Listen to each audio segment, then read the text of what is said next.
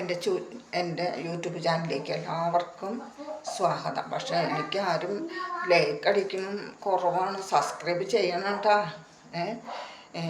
ഗാലലത്തെ ജീവിതം ഞാൻ അവസാനിപ്പിച്ച് നമ്മളിപ്പോൾ ഗൾഫ് ജീവിതം എന്ന് പറഞ്ഞു കഴിഞ്ഞാൽ ഈ ഹദ്ദാമ ജീവിതം എന്ന് പറഞ്ഞു കഴിഞ്ഞാൽ ജയിലിൽ കിടക്കണം മതി കേട്ടോ.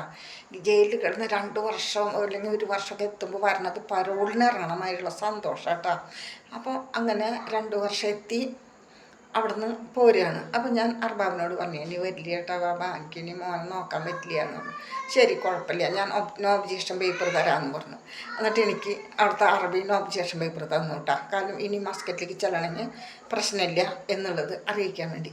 അങ്ങനെ തന്നു ഞാൻ അവിടുന്ന് ആൾ എയർപോർട്ടിൽ കൊണ്ടുവന്നാക്കി എല്ലാം ചെയ്തു. അവിടുന്ന് ഇവിടെ വന്നു. പിന്നെ നാട്ടിൽ വന്ന് നിന്നിട്ടും പൈസ ഇല്ല കേട്ടോ. 5000 രൂപ കിട്ടും. അത് വീട്ടിലൊക്കെ അയച്ചെടുത്ത് വീട്ടിലെ കാര്യങ്ങൾ നടത്തി 10 പൈസ ഉണ്ടാവില്ല. വല്ലൊരു 2-3 പവൻ്റെ സ്വർണ്ണം ഉണ്ടെങ്കിൽ മാത്രമേ ഉള്ളൂ കേട്ടോ. അപ്പോൾ പിന്നെ ഇവിടെ വന്നിട്ട് വീണ്ടും 1 മാസം എത്തിയപ്പോൾ വീണ്ടും പോകണം എന്നുള്ള ജ്വരമായി. അപ്പോൾ അങ്ങനെ ജ്വരം കയറിയിട്ട് വീണ്ടും ഇങ്ങനെ നിൽക്കുന്ന സമയത്ത് അപ്പോഴും ഇതുപോലെ ആരെങ്കിലും വരും, ഇങ്ങനെ ഗൾഫിൽ പോകാനായിട്ട് താല്പര്യമുണ്ടോ, പാസ്പോർട്ട് ഉണ്ടോ എന്ന് ചോദിച്ചു വരും. അങ്ങനെ ഒരു കൂട്ടർ വന്നിട്ട് മുസ്തഫ എന്ന് പേരുള്ളത്. അയാൾ മടാൻപള്ളിക്കാരൻ തന്നെ, മുസ്തഫ എന്ന പേര്. പക്ഷേ അയാൾ ഓഫീസിലായിട്ടാണ്, ഓഫീസായിട്ട് ബന്ധമുള്ളതാണ്. അയാളിങ്ങനെ അന്വേഷിച്ച് വന്നിട്ട് പറഞ്ഞു, നല്ലൊരു വീടുണ്ട് ലീല, പോരണം ചോദിച്ചപ്പോൾ ലീലയ്ക്കാണെങ്കിൽ അറബി അറിയാം, ഭക്ഷണം ഉണ്ടാക്കൽ അറിയാം, അറബികളുടെ വീട്ടിലെല്ലാം ജോലി അറിയാമല്ലോ, ക്ലീനിങ് ആയാലും കുട്ടീനെ നോക്കാനായാലും എല്ലാം അറിയാമല്ലോ. അപ്പോൾ അതുകൊണ്ട് എന്നാൽ ലീല നല്ലൊരു വിസ ഉണ്ട്, വേഗം നമുക്ക് 2 ആഴ്ചക്കുള്ളിൽ വിസ കിട്ടും, പോകാമെന്ന് പറഞ്ഞു. അപ്പോൾ ഞാൻ എന്നാൽ ശരി എന്ന് പറഞ്ഞു. അങ്ങനെ ശരി എന്നും പറഞ്ഞ് ആൾക്ക് ഡീറ്റെയിൽസൊക്കെ കൊടുത്തു. എല്ലാം കൊടുത്തു കഴിഞ്ഞ് ആൾ കൊണ്ടുപോയി അതങ്ങടെ അയച്ചു കൊടുത്തിട്ട് വേഗം 1 ആഴ്ച കൊണ്ട് വിസ വന്നു. 2 ആഴ്ചക്കുള്ളിൽ വിസ വന്നു കഴിഞ്ഞ് എനിക്ക് ടിക്കറ്റ് മാത്രം എടുത്താൽ മതി.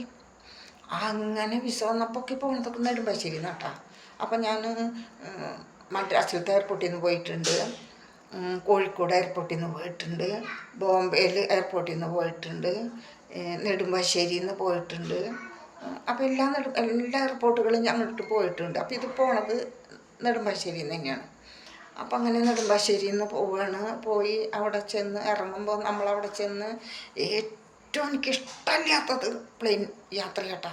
കാരണം ഈ പ്ലെയിൻ അങ്ങോട്ട് ഇറങ്ങുമ്പോൾ ഉണ്ടല്ലോ 1 മണിക്കൂർ മുമ്പ് നമ്മുടെ ചെവിയൊക്കെ അങ്ങോട്ട് അടഞ്ഞിട്ട് ഈ പ്ലെയിൻ ഇറങ്ങുന്ന സൗണ്ട് മുഴുവൻ ഈ ചെവി കൂടി അങ്ങോട്ട് വന്നിട്ട് ചെവിയൊക്കെ അടഞ്ഞിട്ട് നമുക്ക് വേദന കൊണ്ട് സഹിക്കാൻ പറ്റില്ല. എനിക്ക് ഏറ്റവും ഇഷ്ടമില്ലാത്തത് പ്ലെയിൻ യാത്രയാണ്. അങ്ങനെ പോകാതിരിക്കാൻ പറ്റില്ല. അപ്പോൾ അങ്ങനെ അവിടെ പോയി ഇറങ്ങിയിട്ട് അങ്ങോട്ട് ചെല്ലുമ്പോൾ മുസ്തഫ അവിടെ വന്നിട്ടുണ്ട്. അപ്പം നമ്മുടെ ഫോട്ടോ അവരതിലുണ്ട്, കണ്ടു മനസ്സിലായി. അങ്ങനെ ശരിയെന്നും പറഞ്ഞ് അവിടെ നിന്ന് മുസ്തഫ വിളിച്ചു കൊണ്ടുപോയി ഓഫീസിലേക്ക് കൊണ്ടുപോയി. ഓഫീസിൽ കൊണ്ട് ചെന്നിട്ട് മുസ്തഫ അറബീനെ വിളിച്ചു, സ്പോൺസറെ വിളിച്ചു.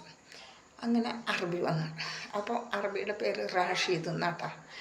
അങ്ങനെ അറബി വന്നപ്പോൾ അവർ തമ്മിൽ സംസാരിച്ച് കഴിഞ്ഞിട്ട് പേരൊക്കെ ചോദിച്ചാൽ ലീല എന്ന് പറഞ്ഞു. പക്ഷെ അവരെന്നാലും എന്നെ ലൈല എന്ന് വിളിക്കുള്ളൂ. അങ്ങനെ ശരിയെന്നും പറഞ്ഞ് അവൻ എന്നെ കൊണ്ടുപോയി. അവൻ സെക്യൂരിറ്റിയാണ്, ആസ്പത്രിയിൽ സെക്യൂരിറ്റി ആട്ടാ. അങ്ങനെ അവൻ എന്നെ അവിടുന്ന് കൊണ്ടുപോയിട്ട് അവരുടെ വീട്ടിൽ ചെന്നപ്പോഴേ ഈ കൊല്ലത്തുള്ള ഒരു മേരി, അവളെ ഒറിജിനൽ പേര് സുമതി എന്നത്രേ, പക്ഷെ അവിടെ മേരി എന്നാണ്. അപ്പോൾ അവിടുത്തെ അറബച്ചിയുടെ തറവാട്ടിൽ നിൽക്കണതാണ് ഈ മേരി. അപ്പോൾ 1 ആഴ്ചയ്ക്ക് വേണ്ടി അവളെ കൊണ്ടുവന്നിരിക്കുക ഇവിടെ കൊണ്ടുവന്ന പണികളൊക്കെ അവളാണ് എടുക്കണത്. ചെറിയ വീടൊക്കെ വലിയ കാര്യമായിട്ടുള്ള പണിയൊന്നുമില്ല. പക്ഷേ അറബിച്ച് പ്രാന്തെത്തിയാ, എനിക്കറിയോ പ്രാന്തുണ്ടെന്നുള്ളത്. അപ്പോൾ മേരി എന്ത് ചെയ്തു, ഞാൻ ചെന്നപ്പോൾ എൻ്റെ പേര് ലൈല എന്ന് തന്നെ എല്ലാവരും വിളിക്കണം. അപ്പോൾ ലൈല ഞാൻ അങ്ങനെ പോവാണ്, എനിക്ക് ചെല്ലാൻ പറഞ്ഞ് വിളിച്ചിട്ടുണ്ട്, ഞാൻ പോവാന്ന് പറഞ്ഞു. അപ്പോൾ എനിക്ക് വിഷമായി. അയ്യോ മേരിയെ ഇവരെങ്ങനെയുണ്ടെങ്കിൽ കുഴപ്പമൊന്നുമില്ല എന്ന് പറഞ്ഞു. അങ്ങനെ പറഞ്ഞപ്പോൾ എന്നാൽ ശരിയെന്നും പറഞ്ഞു ഇവളെ വീട്ടിലേക്ക് പോയി. അവളവർ വന്ന് കൊണ്ടുപോയി. അത് കഴിഞ്ഞ് ഞാനിവിടെ വന്നിട്ട് എന്നോട് അർപ്പിച്ച് ലൈല എന്ന് പറഞ്ഞിട്ട് ഓടിയിട്ട് വിളിച്ചു. അപ്പം ഞാനങ്ങോട്ട് ചെന്നു, എന്തേലും ചോദിച്ചു. ക്ലീനിങ് തർത്തീഫ് ക്ലീനിങ്, അറബിയിൽ ക്ലീൻ ചെയ്യാൻ പറഞ്ഞു. അപ്പം ഞാൻ ക്ലീൻ ചെയ്യൽ കഴിഞ്ഞിട്ട് എൻ്റെ തർത്തീഫ് അക്കിൾ ഭക്ഷണം ഉണ്ടാക്കാൻ പറഞ്ഞു, അറബിയിലാണ് കേട്ടോ. അപ്പം ഞാൻ എന്താ ഉണ്ടാക്കേണ്ടത് ചോദിച്ചു. അപ്പോൾ പറഞ്ഞു ചപ്പാത്തി, ചപ്പാത്തി തർത്തീഫ് ചപ്പാത്തി ചപ്പാത്തി ഉണ്ടാക്കാൻ പറഞ്ഞു. 50 ചപ്പാത്തി 50 ചപ്പാത്തി ഉണ്ടാക്കാൻ. അപ്പം ഞാനിത് എന്താ ഇവിടെ ഇങ്ങനെ പറയണതെന്ന് വെച്ചാൽ ഞാൻ വിചാരിച്ചു ഇത് സാധാരണയാണല്ലോ, ശരി എനിക്ക് ചപ്പാത്തി ഉണ്ടാക്കാൻ അറിയുമെന്ന് മുമ്പ് ചോദിച്ചാണെന്നും പറഞ്ഞു. അങ്ങനെ ഞാൻ ചപ്പാത്തിയുടെ മാവൊക്കെ കുഴച്ച് വൈകുന്നേരം ആയപ്പോഴേക്കും ഒരു 6 മണിയായപ്പോൾ ചപ്പാത്തി മാവൊക്കെ കുഴച്ച് ചപ്പാത്തി ഉണ്ടാക്കുകയാണ്. ഒരു 50 ചപ്പാത്തി എന്ന് അവൾ പറഞ്ഞിട്ടുണ്ട്. അപ്പോൾ 50 ചപ്പാത്തി ഇവളെന്ത് ചെയ്യണേന്ന് അറിയുമോ? ഇവൾക്ക് 5 കുട്ടികളാണ്, ചെറിയ കുട്ടികൾ.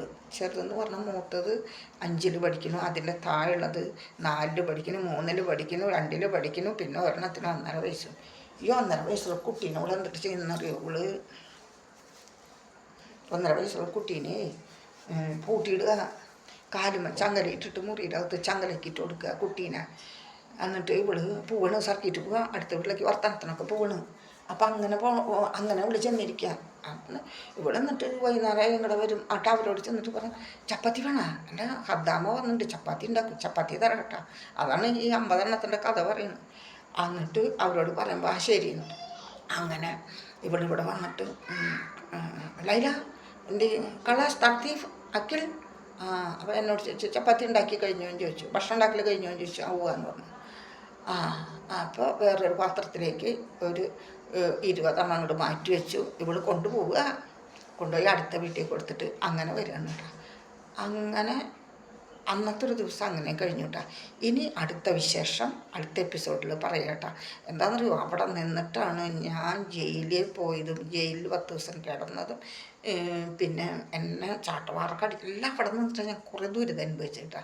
എല്ലാം ഞാൻ പറയട്ടെ, എനിക്ക് സബ്സ്ക്രൈബ് ചെയ്യണം കേട്ടോ, ലൈക്ക് ചെയ്യണം കേട്ടോ. ഞാൻ പറയണ കഥകൾ കുറേ ഉണ്ട് കേട്ടോ. അപ്പം ഞാൻ പറയാം കേട്ടോ എല്ലാ കാര്യങ്ങളും. ശരി എന്നാൽ കേട്ടോ. Okay, bye bye.